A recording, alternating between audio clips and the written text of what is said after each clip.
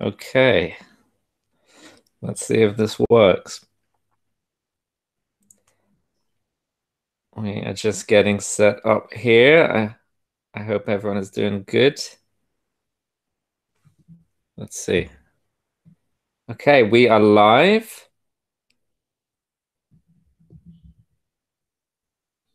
Let me see. Just need to get these settings right. Please bear with me.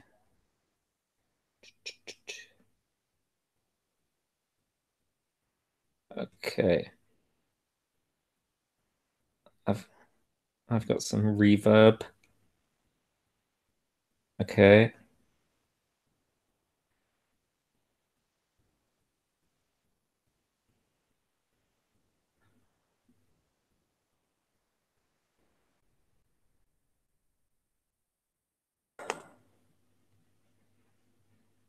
Okay, how's everyone doing today? Is anyone with me? Yes, I can see we've got Howard Lake. Nice to see Howard Lake. Jen Love is saying hello from Montreal. So let's get this started. And I've got a very special guest on the line who I'm going to bring in a minute. Let me just bring myself down. Okay, so we are live. This is the first attempt at a live podcast recording. And today, what I wanted to talk about was a tweet that I put out a few weeks ago. And it was a pretty simple question. All I did was ask, what is your unpopular fundraising opinion? And I got a whole bunch of responses, some which, I totally agree with, and some which I totally don't agree with. But definitely some strong opinions in there. And I thought it'd be good to try one of these live recordings and see if we could get some people to maybe challenge those opinions, offer some reinforcement to those opinions, and see what they think. And along the way, obviously, I can't help but offer some of my own opinions on this. So if you want to take part, you can just sit there and you can listen and you can watch my beautiful face. If you want to dial in, then you are very welcome to dial in. I'm going to share this link again. And essentially what this link does is it brings you into a Google Hangout where you will be connected with me with this recording. And then you are more than welcome to, I'll bring you in and you can actually talk and offer your own opinion and get involved. Think of it as like a call-in show on radio, if you remember radio. This is like a modern day version of that. So straight away, I can see I have someone here with me. So I'm going to bring him in and say hello if he is with me. Let's see. Can I bring in Mr. John Lepp? Good. Hey, Oh, John Lepp. Simon Scriver. Oh my gosh. Am I the first caller in? Yeah, you are. I'm surprised you got through with all these callers. I was on hold and I was like, oh God, if I'm the 10th person through, I'll be so happy. So this is amazing. Thanks for having me on the air, as they say. That's really good. You've done well. I'm going to change my headphones here because I'm just having some problems there. Nice to see you, John. Also on the line, we've got the wonderful Nikki Bell, who I'm going to bring in here as well and say hello. Hello, Nikki. Hello. Wow, awesome. Nikki got through too. Hey, Nikki. Hi, John. How you doing? Can you hear me? Nikki's obviously muted. Oh, no. Am I? Oh, dear. Wow, I'm getting lots of voices. Can you hear me? Okay. Oh, my God. Yes, I can hear you, Nikki. All right. Okay, so John can't.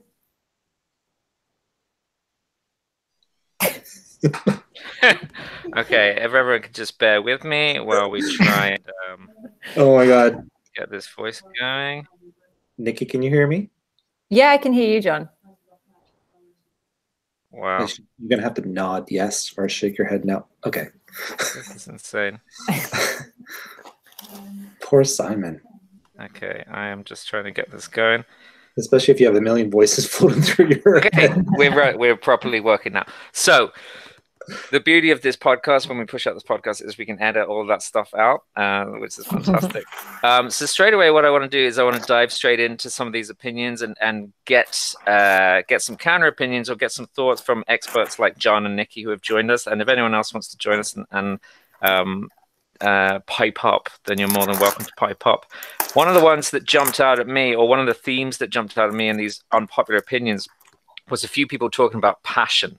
And you two are very passionate people, and I'd love to get your thoughts on this, because a couple of people said, let me just see if I can find them. A couple of people said that basically passion is irrelevant. So a gentleman called Will Brooks was saying, my passion for the cause is irrelevant as a fundraiser. And another person said, if I can find his name, that passion is overrated. And essentially what they're saying there is it doesn't matter if you're passionate about the cause you're raising money for. That's not one of the skills that comes in. That's not going to have an impact on how much you raise. And then someone was pretty vocal on the opposite side of that. Kelly Anderson said that if I don't believe in a cause, how am I going to build a connection and engage with the donor? It's scary to see fundraisers who don't think they need to care about their cause. And so, Nikki, maybe I'll put it over to you first. Do you need to care about what you're raising money for? Me personally? Well, can you hear me first of all? I mean, a fundraiser in general, but since you're an expert fundraiser, do you need to care? Me personally, if I was going to work for an organization, I would have to have some. I don't think anyone can hear her, Simon. Oh, really? Connection. Yeah, I think only you can hear her because she's in your headphones. Oh my God! Can you hear her? I can't hear her. No. Oh, really? No. Oh my God. Okay. Which mean, but she said she can hear me, right, Nikki? Huh. Yeah, she can hear you. Oh, and here we've got Jen joining us. Start over. Okay, let me see. Can anyone hear Nikki? I'm speaking now. I can hear you perfectly. Jen, can you hear me? Jen, can you hear me?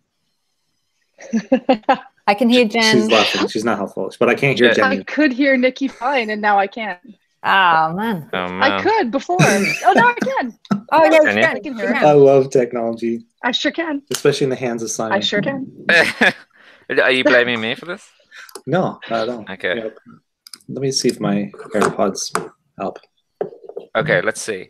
Okay, Nikki. Oh, there's an epic delay. That's all right. How are you, Jen? Oh, Howard says he can hear Nikki, John, and Simon. I mean, I think this is working. That's so weird. Okay, Is they on the call? Let's try this again because I think John is maybe the problem here. But if I throw it across to Nikki, sorry, what were you saying? Do you have to be passionate to fundraise for a particular cause? Again, I would not necessarily have to feel passionate about it, but I would have to have some connection to it, because I feel like if I was going to go out and try and inspire people to give to that organization and feel passionate about it, my passion has to be authentic. I feel like if you're faking it, people pick up on that straight away. However, this is a very on the fence answer, I'm aware. What's new there? But like for other people who were just genuinely brilliant extrovert storytellers, then perhaps no. But overall, yeah, I would say you would have to have some passion for the cause. So you couldn't, if you were to go out for something that you really didn't believe in, say some sort of right-wing cause or something that went against your beliefs, you don't think your fundraising principles would still apply? You don't think you could still push that out? I mean, morally, I just wouldn't do it. No, I would just choose not to. So I guess I wouldn't come up against that. So, I mean, obviously I work in consultancy now. So the organizations that I might fundraise for, I might not necessarily have like a direct connection with. So in those cases, what I would do is find out as much as I could about the organization and meet with beneficiaries so that I could quickly get that on board and understand their why and believe. But then if there was another organization that was like eat all the animals or something like that, then I would not do it. Because you're a vegan now. I'm not a vegan now. No, I've been inspired to eat less meat. So I'm just eating less meat. Well, good on you. I can see a comment from Ryan Stillwater, who's tuned into us on YouTube, and he says, passion is needed one way or another for the function of your role or the cause. Jen, I mean, you are maybe the queen of passion in the fundraising sector, but do you see other fundraisers out there who maybe don't have the passion that can still do their job? They can still raise money, right? I have a quick question first before Jen answers. Is that Nikki okay? has a question. Of course it is, Nikki. Sorry, I thought that this was just a podcast, so I was eating my lunch. Are people watching this as well? Yeah. Yes, we can see you. Do you want me to turn off your camera? No, it's cool. I'll just wait. I was just eating my cheese. Sorry, people. No, that was a really important question. Thank you for that. Jen, do you have to be passionate? Do you have to be passionate for what you're fundraising for? Jen's on a bit of a delay, I think. Because she's in Montreal. Exactly. Yeah.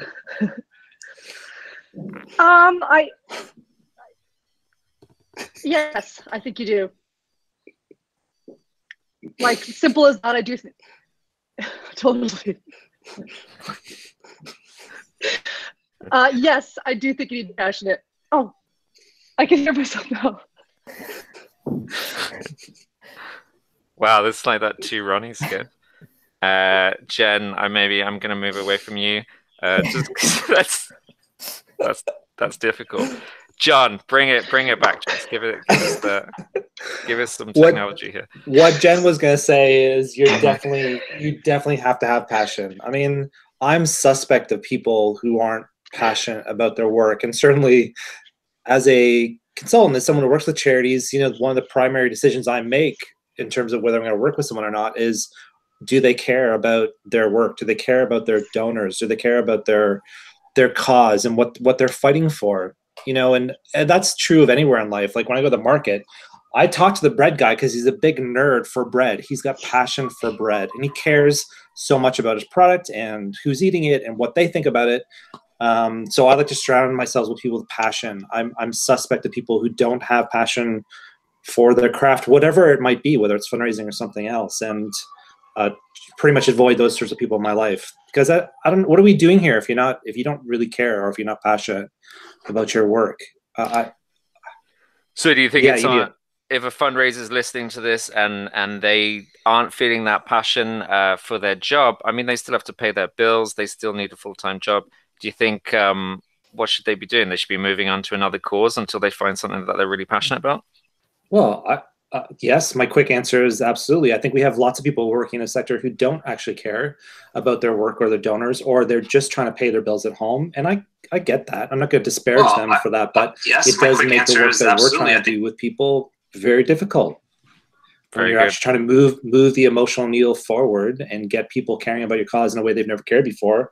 If you're in charge of making sure they feel cared for and loved, and you have none of it in your own heart or life, how can we possibly move that forward? It's impossible. All right. Joining us now, we have actually Ryan Stillwater, who made that comment a second ago, that passion is needed one way or another. Ryan, can you hear me? Are you there?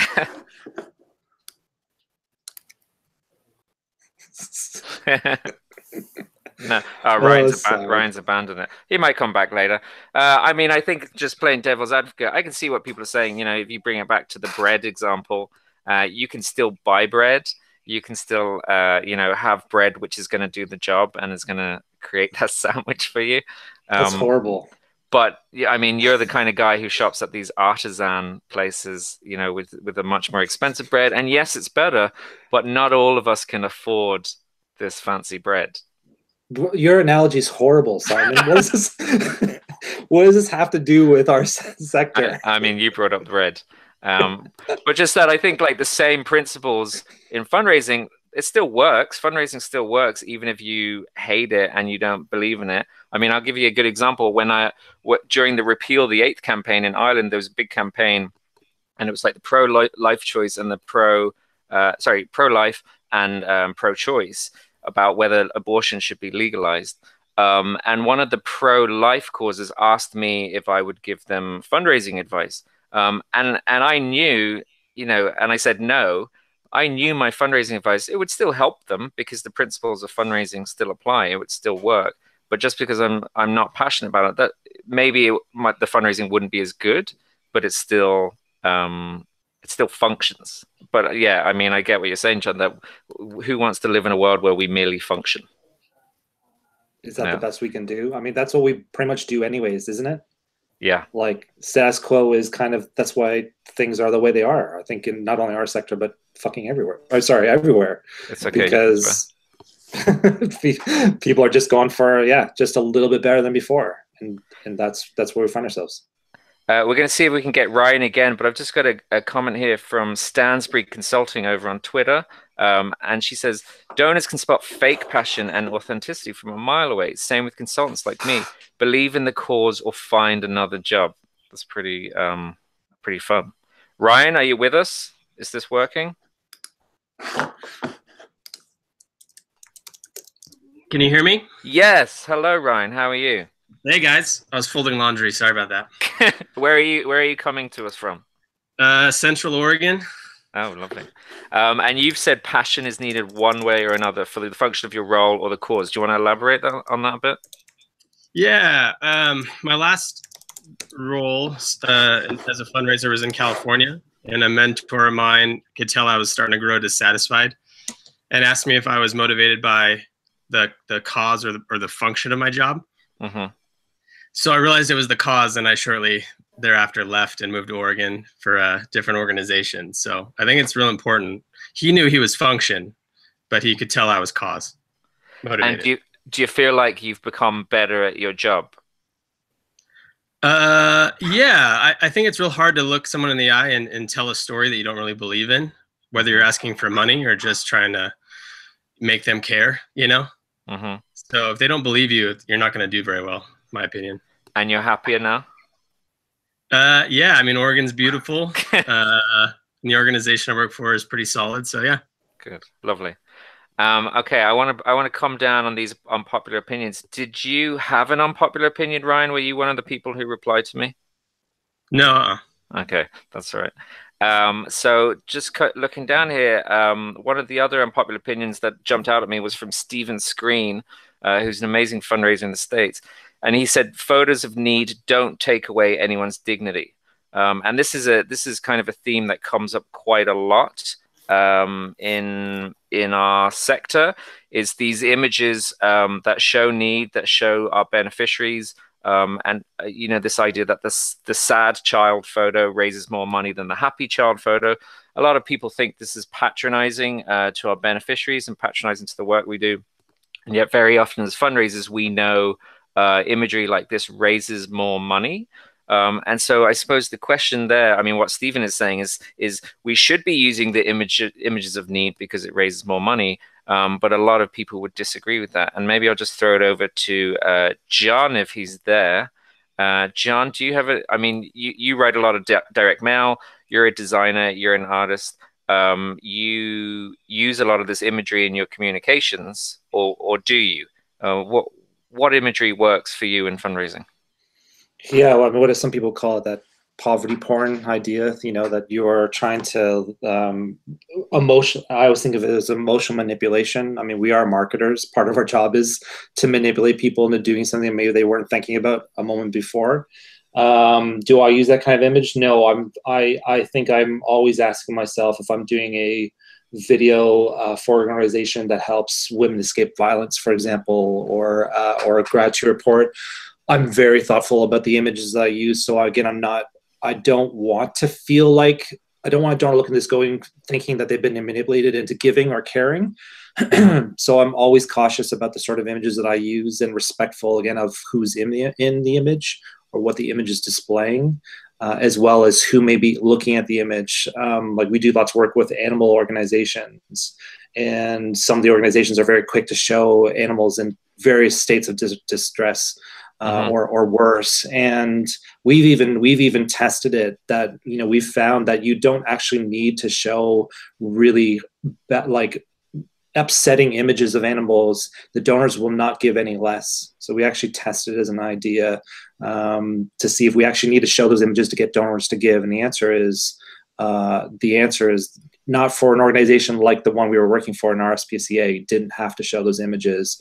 But we did also test it against an insert that said the inside this insert is images that may upset you. You know, go ahead and have a look if you want. But we found the difference. There was no difference for them in that situation. So I think you have to always ask yourself, you know, is this appropriate for the audience? Do I need to show them? Is just telling them worse than showing them? I think there's a fine line there that may be different for other organizations.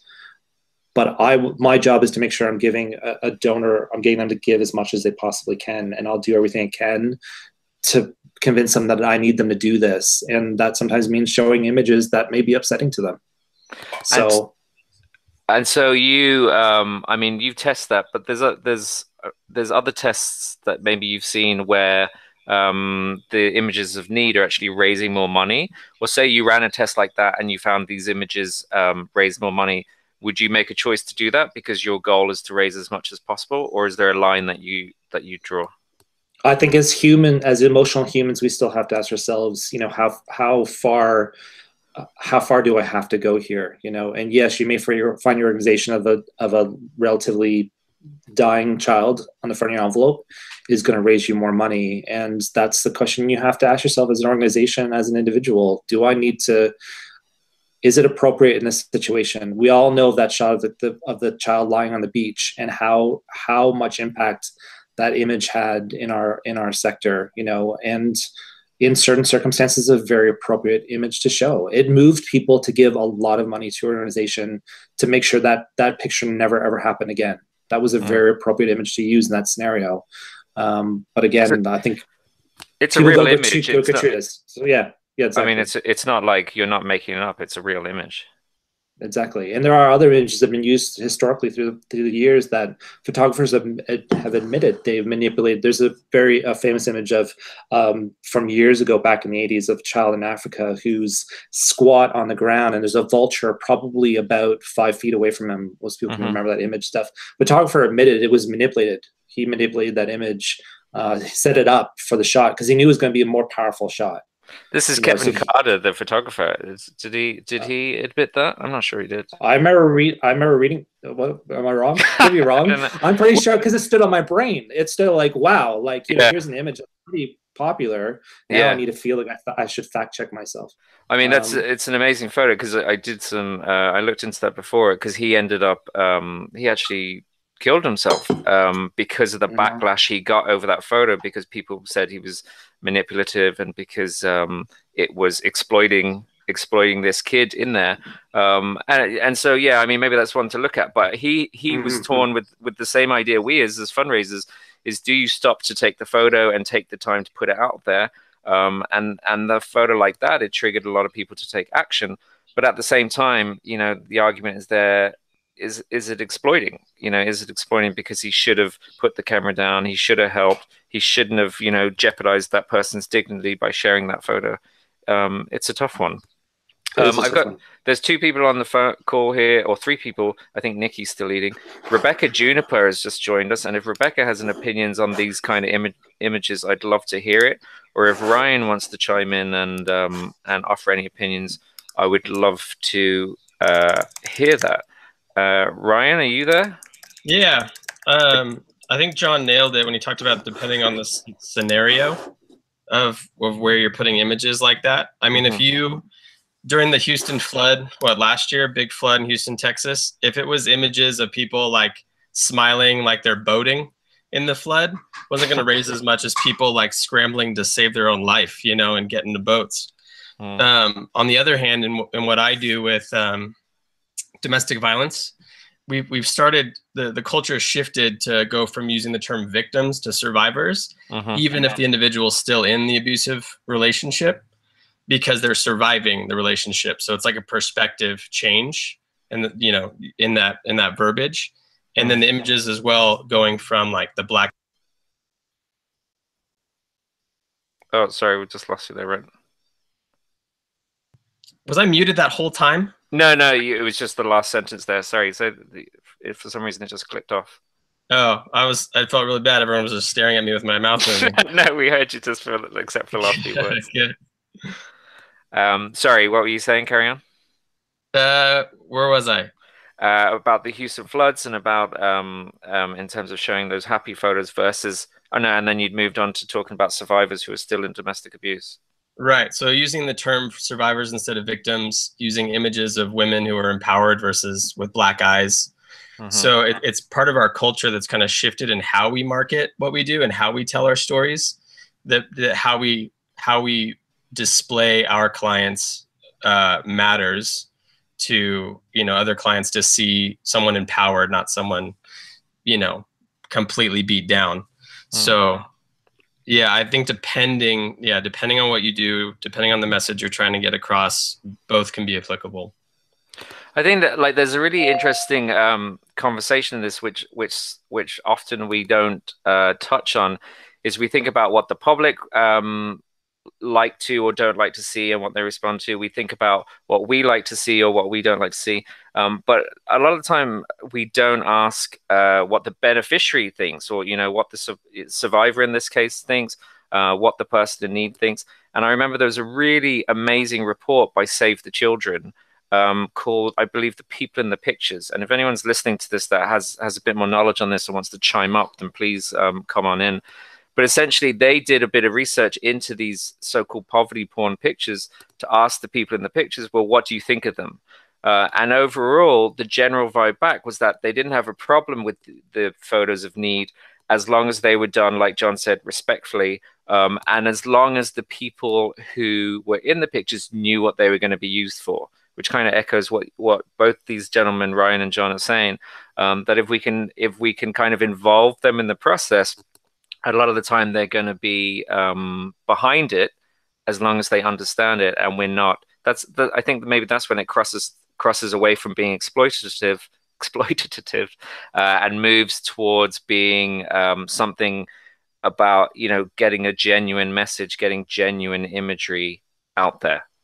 Any final thoughts on this one, John, before I move on to another unpopular opinion? No, go ahead. You covered it. Okay, thanks. So another one, let's see what else we've got in these unpopular fundraising opinions. Again, you can find all of these on Twitter. There are a few on LinkedIn as well. But this was an interesting one, I thought, from Robin Padany, and I'm sorry if I've pronounced your name wrong. But he was essentially complaining about Giving Tuesday coming after Cyber Monday and Black Friday, because it sends the message that charitable giving should come after selfish consumer indulgence. Buy yourself a giant TV, and if you have any leftovers, maybe give some scraps to ending hunger.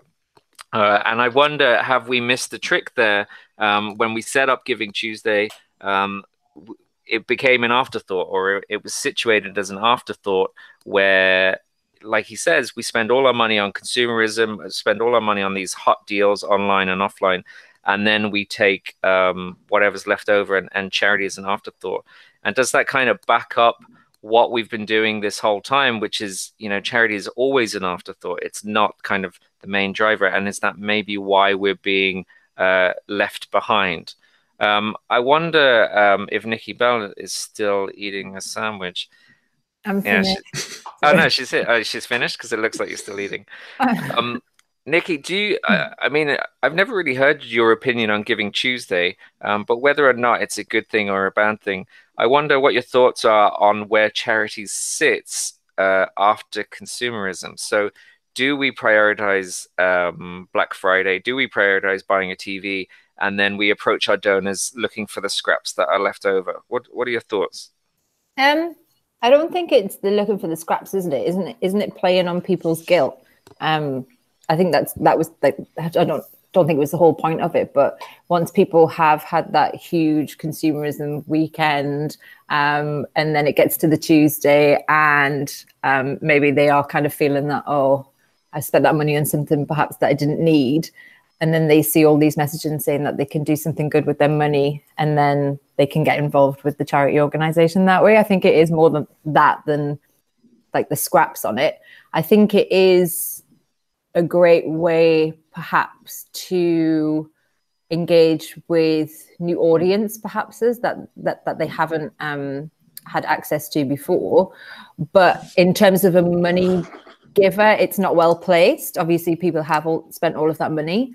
I personally would use it as more of a way to engage new audiences, get the message out about the great stuff that your organization are doing, and then encourage it to have engagement and kickstart longer relationships, rather than it just being a day where you're just trying to get lots of money in, because you're going to get all the emails from like the hundreds of other charities that are doing it. A lot of people rush it out and there's no real thought given to it. It's like, give us money because it's Giving Tuesday, which is not a compelling message. I mean, it's relative. How long has it been here in UK, Ireland? Well, UK, I mean, you've had it, what, maybe 10 years even? I'm not sure. I mean, we've only had it a couple years in Ireland, and it hasn't really taken off, although, I mean, people would argue it's growing each year. Yeah, I was going to say, maybe we're just taking time to get it right, but 10 years is a pretty long time. Is it still finding its feet, maybe? I mean, obviously, my social media feeds, my everything that I kind of look at online is quite charity related. So I see a lot of the messages, and I feel like on that day, it's just a lot of noise with not a lot of quality that I'm seeing. But the charities that stand out are the ones that perhaps use it to say thank you, or they do something different to engage with new people. But asking for money it's probably not the best placed campaign. Do you think the guilt thing is one thing it has going for it? I mean, do you think people do respond by giving to that because they've just, splashed out on like a new hairdryer and a new TV and stuff like that? Do you think that works? That then if we come in and say, oh, by the way, while you're relishing in that, there's people dying, does that inspire people to give? I mean, you're not a big fan of guilt, are you? What do you mean? Well, I mean, you would never use guilt in your fundraising, I imagine. You're an award-winning fundraiser, and you don't get to that position by guilting people. No, when I was eating, when you were talking about the imagery stuff, because I wanted to chime in and say that isn't something that I personally would do, because of it's not my vibe. I wasn't involved in any of the earlier conversations with the Charity Tuesday, so I don't know what the conversations were around that and whether it was brought into it, but it will play a huge factor on why people give. But then they're not people then that you're going to have long-term fundraising relationships with, because that motivator isn't altruistic. It isn't because they want to make a difference. They just want to appease that feeling for themselves. I know that when I spent a lot of money, I immediately, well, not immediately, but on a few hours later, be like, oh, like I've spent a lot of money and feel bad about it. And then if I had a campaign that played on that feeling, then I might act on it, but then I probably wouldn't give to them again because I'm trying to avoid that feeling. Yeah, I mean, guilt. Yeah, it does. Guilt isn't a long-term fundraising strategy, is it? Because people are more likely to just, I suppose, avoid you. Yeah, because I mean, maybe like subconsciously you would associate that organization with that feeling of guilt that you felt at the time that you gave. Not to say that everyone feels guilty when spending a lot of money, but I think, yeah, that probably does come into it for a lot of people. And if it doesn't, then maybe asking them at a time when they've spent quite a bit of money or they're trying to avoid that messaging isn't the best time. I think charities sometimes jump on the back of a lot of existing noise without having that bravery to go out and just try something new for themselves. So yes, the campaign is well placed, but had we acted a little bit earlier and done something the month before or do something later and gone it alone, it might have had more traction. But I guess we'll not know. Yeah. Jonathan Lepp, have you got any thoughts on where charity sits in this world? I mean, you're a gentleman like me who likes to complain about the state of the world. Is one of the problems that we've put the caring and the giving and the charitable side as second to everything else, second to buying Apple earbuds and whatever? Well, I mean, remember, Giving Tuesday is an American creation. I mean, you're talking about the land of consumerism, and Black Friday was around probably a long time before Giving Tuesday was. So it's not surprising that the land of consumerism also created a day of giving because they felt guilty about their excessive consumerism. Like, it's a natural American invention as far as I'm concerned. And, also, Let's be honest. We know even Simon through some of the stuff that we're trying out there. At the end of the day, humans are gonna take care of themselves first. They're gonna buy that thing they really want and stuff like that. And the natural reaction is gonna be, well, maybe I should give a little bit. That's why at the booze store, you can give $5 to your local United Way after you buy $100 worth of wine, because you're buying all the stuff for yourself. It's a very natural reaction. Giving Tuesday seems like a very natural, created, anti-consumer sort of event that was created by two charities. But again, to me, it makes sense. So it's not surprising it comes after an excessive amount of self-indulgence and consumerism. And it's not necessarily a bad thing that people like to treat ourselves. We all deserve a nice TV, a nice holiday. We're not trying to guilt people out of that stuff. I'm not even being facetious. You're looking at me like I'm taking a piss out of you, because you're drinking from a designer bottle while you have your Apple earbuds in. But I'm the same. We deserve. You want to look after yourself. You want to look after your family. And there's nothing wrong with that. We're not expecting people to be like completely selfless and sacrificing everything. It's just where your charitable side fits into the rest of it. And it's a different audience. Furniture in your house, John. Can you hear that? Yeah. What is that? It's my cleaner upstairs. He's like literally right above me. Jesus, sorry about that. Yeah, that's right. That's fine. Yeah. So let me move on from John's consumerism onto one of these other unpopular opinions. There's some really good stuff in here, or really kind of like honest stuff. And one of the things I loved about the responses on Twitter is people maybe kind of dropped their guard a little bit and actually felt they could complain. And we as fundraisers, we don't often feel we can complain. But this person, Rachel Groves, said donors might like to feel involved, but it's a pain in the ass servicing this desire. And I found that really like honest and true, because very often we are, we talk about donors and about looking after them, bringing them into the loop, bringing them in to give them tours, making ourselves available for them. I talk about giving your mobile phone number so they can contact you and feel special. But at the end of the day, that is a pain in the ass. And I might actually just go back to Nikki here, because Nikki's a bit of an expert on this stuff, because she's an award-winning fundraiser, one of the best community fundraisers in the world. Are you making a face at me, or are you just... Yeah, okay. But Nikki, you're a great fundraiser, and you're very good at bringing donors in and making them feel special. Is it a pain in the ass to do that? Is it a pain in the ass to be so generous?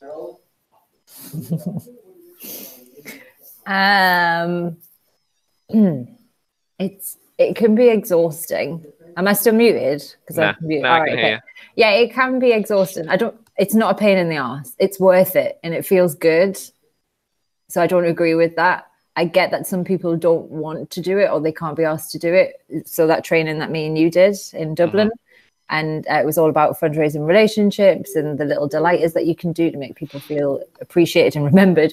And someone put their hand up at the end and asked, well, what do you do if you like genuinely cannot be bothered to do any of this stuff? And it was at that point that I realized that, wow, yeah, there are going to be some fundraisers that do not have those kind of skills or need or patience to do all of this, because it is exhausting. Like, you have to actively listen, you have to remember key milestones, you have to think of special ways to delight people all of the time. Sometimes if you forget, then you berate yourself for it, which adds another level of pressure. Some people just don't want to do that stuff. They kind of, their work and their private life is separate. So for them, work is just very kind of just transactional, get the job done and get out. But I think if you're a fundraiser, it's necessary, because we know that strong relationships are key for fundraising success. And if you don't do it, then you don't raise as much money. The people won't stay with you as long as they would. And as a fundraiser, that's your key goal. So are you in the right job if you don't want to do this with people? Or are you in the right method of job? So, you and I do the fundraising for introverts training as well, which is at Scottish IOF conference and IFC Holland, if anyone's watching and coming. And we talk a lot about people in that training who might not necessarily not want to do it, but just haven't got that confidence or energy to do it, perhaps. And something that I talk about in there are the other types of fundraising that you can do where you don't necessarily have to do that bit, like direct mail. So there might be different areas for you, but no, it's not a pain in the arse. You just don't have the patience to see it through. Well, I think, and actually I'd be curious to hear Ryan's thoughts if he's still with us, but I think to defend Rachel, what she's, you know, she's saying it's a pain in the ass, but she's not necessarily saying that she won't do it. And I think, like, I mean, my feeling is it is a pain in the ass. I mean, work is a pain in the ass. Life is a bit of a pain in the ass sometimes. That doesn't mean that we then don't do it. I mean, it can still be I love fundraising. It's a beautiful thing, and there's a lot of satisfaction from it. And we know these pains in the asses work. But it's still okay to moan about it sometimes and say, you know, that this is that donors. I mean, God, it's you're almost afraid to say this out loud. But sometimes donors are really annoying, you know, and sometimes donors are a pain in the ass. And as a consultant, I can probably say that a lot easier than someone who works in a non-profit. And so I might just ask Ryan that because I can see he's there. Ryan, are donors a pain in the ass? Sometimes. Yeah. Yeah. I think what helps me is just keeping some boundaries. I don't give out my cell phone number typically. Family first is an important motto that I feel like I had to do while my kids are young, you know, so that I don't make exceptions all for the dollar, you know? So I don't think I have a lot to share on this, but I just think even donors understand the family side, and that's also a point of connection, and they respect that about your availability. If you're unavailable, you're unavailable. If it's for a good reason, you know, they're forgiving. Do you find you have to kind of go out your way to draw those lines? I mean, I think with most fundraisers, your boss, your board, your donors, they'll take as much as you give them. And you have to kind of draw that line. You've obviously, you know, made a shift in your career and where you work.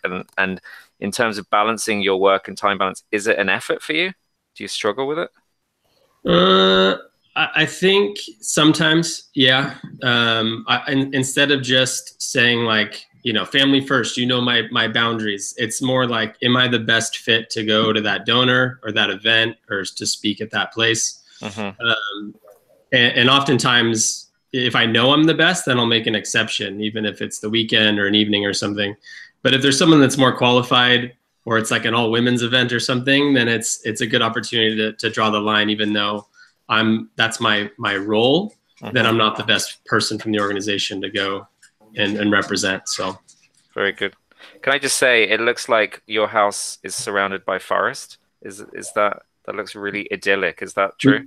We got a lot of trees. You should come visit. That looks really lovely. It's nice. Okay, thanks for that, Ron. I'm gonna jump across to John as well, because John, we've talked a lot about this in the past.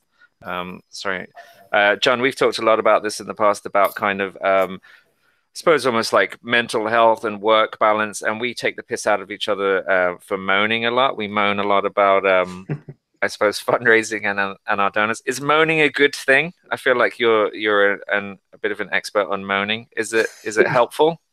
Come on. I think it's useful. It's useful if you use it to propel you to do better things. I have another colleague friend of mine who I love very much as well, but all they ever do is moan about stuff, and they get destroyed by their frustrations. But they're not utilizing the frustration to do something new or better. And I'm like, so I think you and I do moan about things, but I also think that we use as an opportunity for how can we do this better then?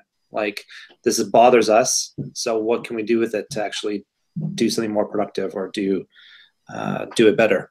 So yeah, I mean, I know I give you a hard time about moaning, but I feel like you don't just bring problems to the table. You bring, you know, solutions or attempts at solutions as well, which is one of the things I love about you.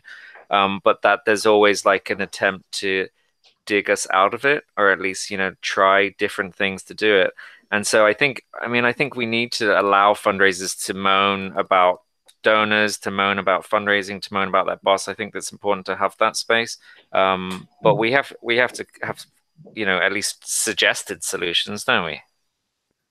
Yeah, absolutely, absolutely. And like, Jen has said many a time, that we always need to make space to talk about the things that bother us, but also that we need help to fix these things, And so again, I'm always going to be open to working with others, because you get complaining or moaning or whatever you want to call it about things, I think is important, because our work is challenging. And again, like you said, we have the beautiful position of being consultants. It's very easy for us to say certain things or wash our hands of problems that some of our friends and colleagues need to deal with every single day. But I am still kind of a firm believer. We were with Shannon Doolittle not too long ago in Las Vegas, of all places, and someone asked her about the idea of thanking donors and stuff, and she flippantly remarked, and I don't think it was overly flippant, I think she really means it, that if you don't have the time to say thank you to donors, if you don't have time to give to your donors, then you don't really deserve them. Like, these people are going out of their way to do something remarkable for our organizations and the beneficiaries of our organizations. If you can't find the time, whether we like them or not, we need to check our own personal shit at the door. Do you know what I mean? Like, we've got a job to do. And that's come back to the original thing about passion. If you don't have passion for your work and for your donors, for your beneficiaries, and there are too many people in our sector that's exactly the case. They just want to moan and just do their job. There's lots of sectors in this world that will let you do your job and check in at 9 and check out at 5. But I wish they weren't here with us in our sector. I do honestly believe that. Do you struggle to find that work-life balance? Like, do you struggle to switch off? You're big on social media. You obviously choose your own hours because you're self-employed. But do you struggle to, when you go on holiday, when you at the weekend, are you still fundraising? Are you still a fundraiser, or like? Yeah, because I love my job. I say that Jen and I talk about this all the time at Agents of Good HQ. I love what I do. And so me spending time in this space to work on myself or my business or my clients or the problems that I want to help solve is stuff I love doing. And I don't see it as it is work. And some days, yeah, you need to create space where you can unplug from that and check out from that. And I can do that as an entrepreneur, but I don't find it onerous. I don't find it, I do and I don't. But I love doing it and I love what I do. So I don't see it as, I got to fucking do this thing now. Do you know what I mean? Like, there's not much separation. If you meet me out on my daughter's soccer pitch, or you meet me at a conference in Las Vegas, I'm exactly the same person. I care about things, and I'm passionate for what I do. I don't sort of turn things on and off. That's nice. I'm going to start to wrap it up, John. But yeah, nice. Have you got an event coming up that that maybe you want to just tell the listeners about? You've got your Donor Love and Donuts coming up soon, do you? Yeah, I'm not here to plug our stuff. And this, I like this idea though of what you're trying to do. No, I do. I'm going to turn it back to you because I like this idea of giving people to talk about unpopular opinions. That was a very viral tweet you released into the world of asking people about their thoughts. And it's obvious. Viral. There's obviously lots of people we struggle and deal with a whole lot every single day, and I think we need space, and Twitter's a good space to share some of these frustrations that we have to deal with and we're faced with. That's a reality of our world. And I would just always ask people, find as much passion for your work, and if it's not the current place where you're working, it's not the current cause you're doing work for, what is it? How can you get closer to your passion? Because I want more people in our sector, no matter what you're doing, with passion. And if you don't feel it, then you got to check that with yourself. Like, what are you doing? If you're not doing what you're passionate about, that's in your whole life, not just our sector. If you're not doing what you're passionate about, then what is that? And can you get closer to it than you are right now? That's really important. Nice. Yeah. Thank you very much, John. Really lovely to see you and speak to you. And thanks for offering your unpopular and popular opinions. And we'll talk to you again soon. Yeah, it's great having you here. So I'm going to start to wrap this podcast up. I mean, obviously, this is a trial in terms of testing a live podcast recording. So this is going to be available on the usual podcast stream, which is available Spotify, iTunes, wherever you get your podcasts. You can listen to this. You can also watch the video, which will be up on my YouTube channel. I'd love to do this again next month. Maybe do one of these live ones once a month or once every couple of months. But obviously, that depends on people getting involved. So if you have a voice, if you have an opinion, if there's something you want to talk about in the podcast, there's something you want me to address, then please do feel free to find me on Twitter @Toast Fundraiser and send me across a tweet. Or if you want to email me, I'm simon@changefundraising.com. And if there's anything specific you want to talk about or get into, then please do.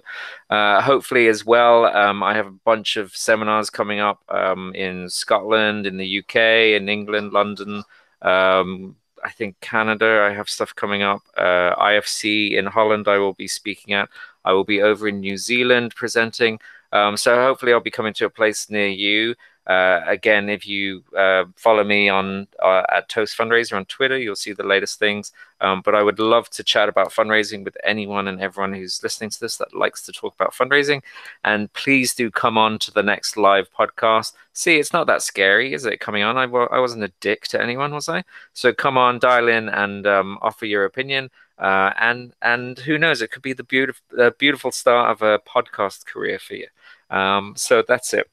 Thank you so much to everyone who got involved. John, Ryan, Nikki, Jen, who's in a different 7-minute time zone or something. Howard was there. Everyone else who checked in and listened. Thank you so much for making this actually happen a little bit. And hopefully we can do it again. Thank you so much, everyone. Take care.